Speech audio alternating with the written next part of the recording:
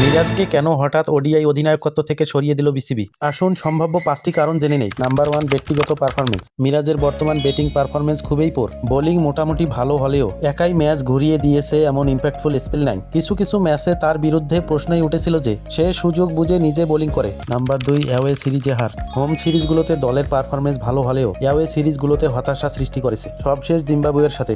Bangladesh cricket ইতিহাসের লজ্জার পরাজয় হয়েছে। নাম্বার 3, সাদা ও লাল বলের আলাদা অধিনায়ক। সাদা ও লাল বলের আলাদা আলাদা অধিনায়ক থাকলে টিম বন্ডিং ভালো হয়। নাম্বার 4, বিশ্বকাপ পরিকল্পনা। 2027 বিশ্বকাপ ঘিরে দীর্ঘমেয়াদী পরিকল্পনা, তাই 1 বছর আগেই লিটনকে অধিনায়ক করে পর্যাপ্ত সময় দিতে চেয়েছে।